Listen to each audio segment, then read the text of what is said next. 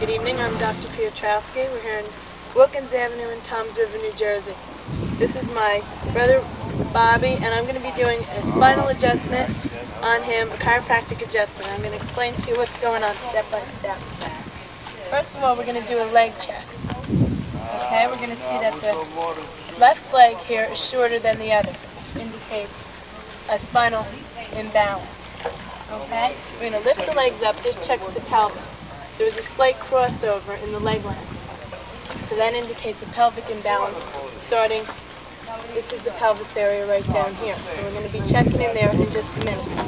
Okay, Bobby, turn your head to the right and to the left and back to center. Now what we're looking for there is we're looking for any differences in leg lengths, and that would indicate a cervical imbalance.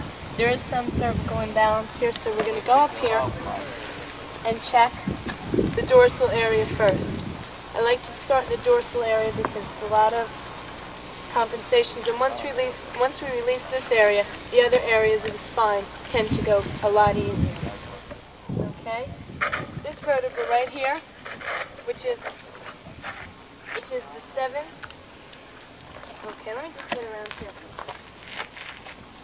As we come across from the scapula, we notice the seventh dorsal is out. It's gone posterior and to the right. What I'm going to do, he's smoking a cigarette. I'm not doing this. I put it out. No way. I wasn't smoking it, I was just holding it. This isn't even I put funny. it out. I wasn't smoking. You're not getting adjusted. Now this is serious. This is for Keep health going, care. keep going. All right. I'm going to go to the seventh dorsal here. I'm going to take a transverse contact, pisiform contact. This is called double transverse. Get on the high transverse, take a deep breath, and let it all out. And it's a downward thrust. Okay?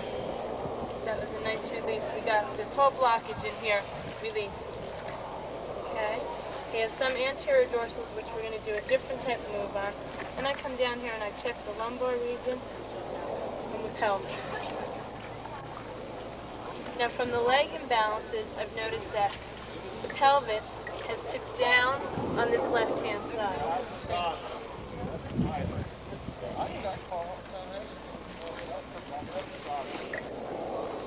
Okay. Put this left-hand side for a minute. This is a side posture move, and we're going to take out the pelvic imbalance. There we go. Okay. Get like that. Now I'm going to check the cervical area. And what we're really palpating for is this bodies will be moved over to the side, and the spinous will be opposite the side we're going to contact. Okay, we look for muscle tenderness, we're looking for working muscles, which means that a vertebra is trying to get back into place, and what we're going to do is just help it along. Okay? We have something over here. It's the fifth cervical vertebra. Has gone body to the right. Okay, good. Okay. I'm going to take the contact off the floor. Good. And that's a great release, and what it does is it opens up the passages for the nerves to better get to the upper extremities. The nerves of the cervical spine innervate all the upper extremities up into here. Okay, we have one more up in here, and this is probably the most important vertebra. It's the Atlas Vertebrae. It's a pretty freely moving vertebra, and it tends to subluxate rather easily. I'm getting him Atlas on the right. Good, and it went nice. The body will just release the vertebra with the slightest bit of contact if it's ready to go. Otherwise, you don't really want to force the vertebra. Otherwise, it'll cause muscle strain and stress, almost to the point of simulating a whiplash injury, because that's the kind of movement it is, and you don't want to do that to a patient. You just want to put the lightest amount of force in. Okay, sit up. We're going to get some anterior dorsals. These vertebrae in here have a tendency to slip forward into the body. It'll cause the rib cage to move around, and it'll put pressure on the sternum. Alright? So this is the move. Just take a hand, your contact is like this so the spinous process could fit in here. Put that. Have the patient lift the arms, tuck the chin, take a deep breath, and let it out. And you thrust straight forward into the body. And that releases a lot of the pressure here in the dorsal area and takes care of, these are basically compensations in here. They're not, the true subluxations happen usually in the cervical spine, and we took care of those already. Just do a little bit of acupressure to get the muscles to better hold the adjustment, to tune it back up, to retrain the muscles into holding a better position for the vertebrae. Bobby here is a weightlifter, so a lot of times, sometimes he gets a flattened in dorsal area just from the motion of lifting. What is that when you do that? When you lay flat on the bench? Bench. Okay, lay down face first. We're going to do the final check and we're going to see how the clear out came. Alright, now, as I check the leg lengths, they're even.